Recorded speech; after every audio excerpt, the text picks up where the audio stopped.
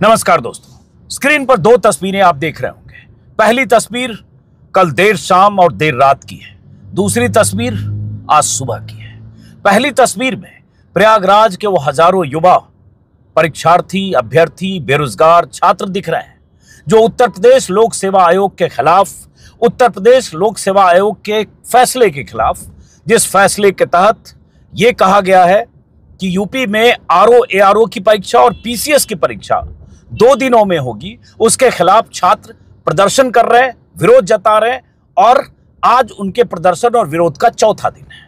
कल तीसरा दिन था। शाम को उन्होंने अपनी विरोध को धार देने के लिए शाम को कैंडल मार्च निकाला। और दूसरी तस्वीर आज सुबह की है। ये तस्वीर हमें कुछ छात्रों ने, जो प्रदर्शनकारी हैं, युवाओं ने वहां प्रयागराज में जो बैठे हैं यूपी लोक सेवा आयोग दफ्तर के बाहर, उन्होंने ये तस्वीर भेजी है। इस तस्वीर में कुछ लड़कियां, कुछ लड़के जो वहां बैठे दिख रहे हैं।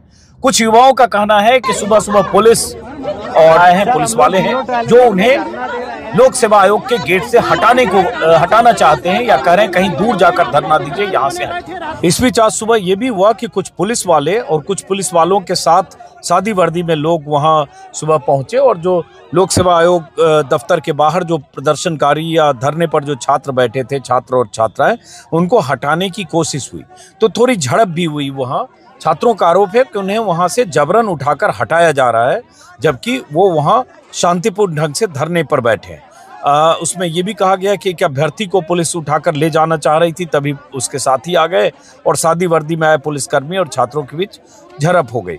छात्रों का आरोप ये भी है, दैनिक भास्कर के हवाले से मैंने खबर बता रहा हूं मैं, कि छात्रों का आरोप ये भी है कि पुलिस वालों ने अभद्रता की गाली दी।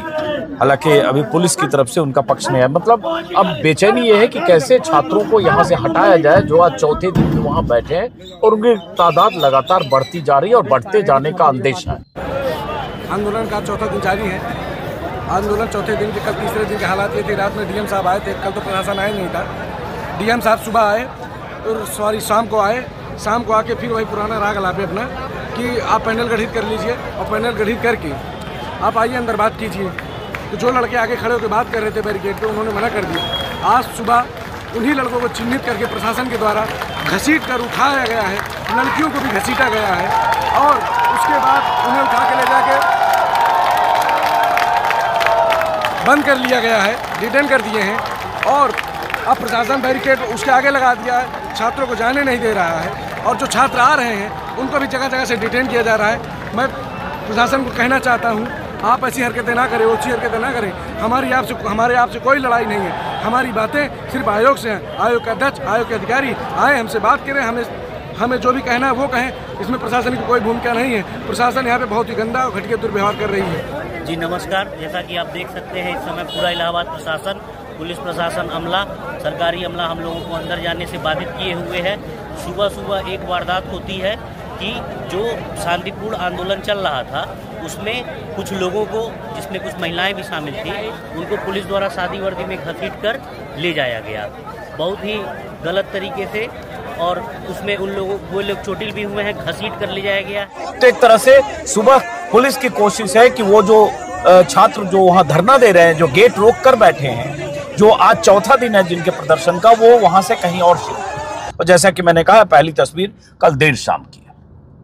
अब यह चौथा दिन है और प्रयागराज में पहले दिन, जब 3 दिन पहले बड़ा प्रदर्शन हुआ था, लगभग 8-10 हजार छात्र जुटे थे यूपी के कोने कोने से।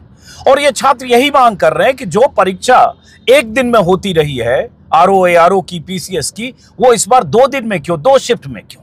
और उस परीक्षा में ये नॉर्मलाइजेशन की प्रक्रिया क्यों डाली जा रही है?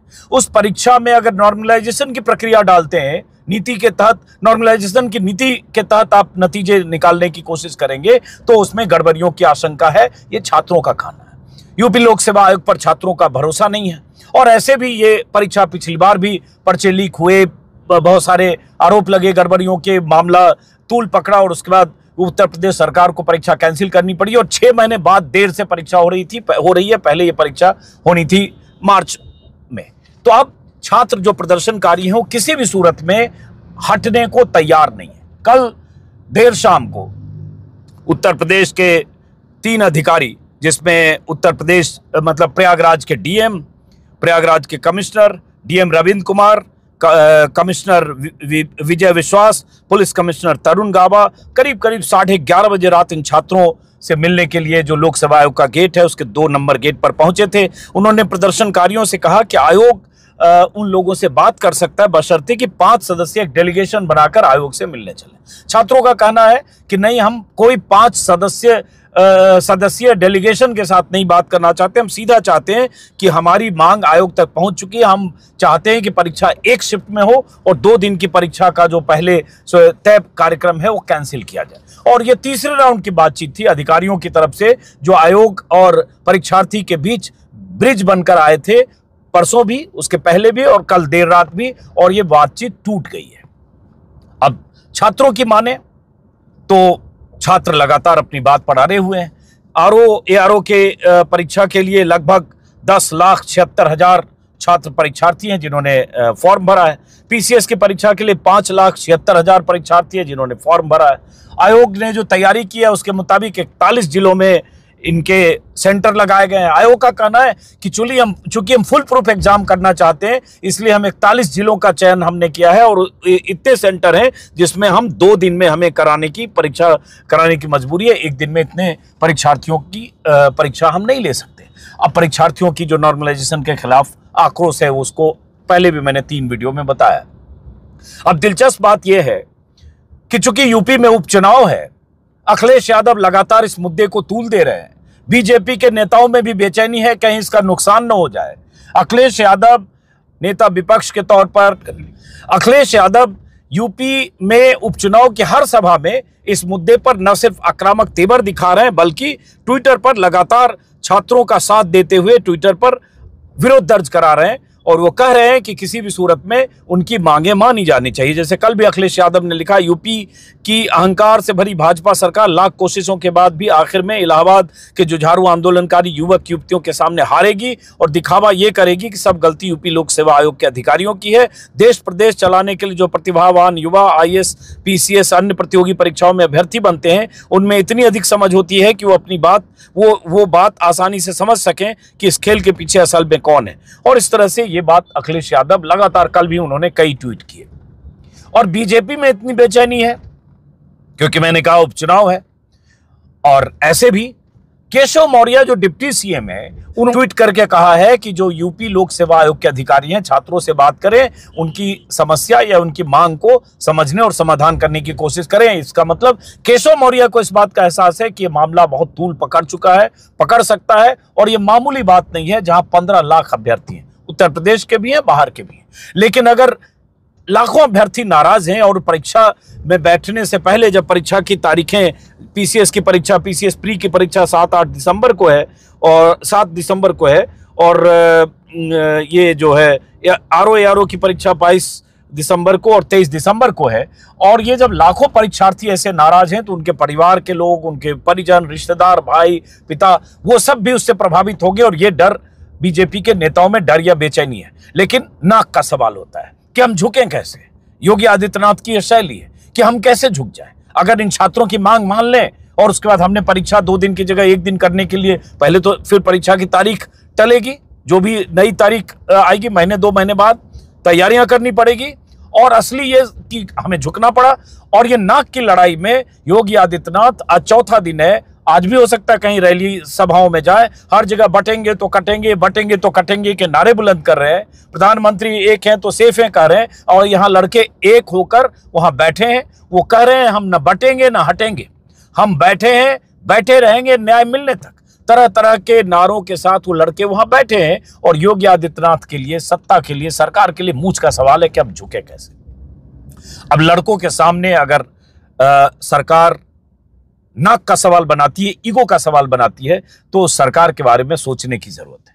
हालांकि हम सब जानते हैं कि बीजेपी की सरकारें कैसे काम करती हैं, लेकिन ये लड़के भी आसानी से झुकने और मानने को तैयार नहीं है और उनकी चिंता वाजिब है। बहुत सारे लोगों से, जिन लोगों से हमने बात की, जो लोग इस पर बयान दे रहे हैं, वो सब नॉर्मलाइजेशन की प्रक्रिया को एक तरह से बेईमानी का या बैकडोर से लोक सेवा आयोग के अध्यक्ष या उनकी जो पूरा जो कॉकस है, उस कॉकस के पास बेईमानी का एक हथियार छोड़ती है। यही लड़कों की चिंता है। अब देखना है कि चूंकि आज चौथा दिन है 3 राउंड की बातचीत विफल हो चुकी है, क्या अब भी यूपी सरकार को यह ज्ञान प्राप्त होगा या अपने ईगो को किनारे रखकर क्या वो निर्देश देगी सरकार कि छात्रों की सुनी जाए, कोई रास्ता निकाला जाए या उन्हें भरोसे में लिया जाए? अगर लगता है कि यूपी सरकार उन्हें भरोसे में ले सकती है तो वो कोशिश हो, क्योंकि केशव मौर्य ने ही ये कहकर एक तरह से छात्रों का साथ देने का संकेत दे दिया है।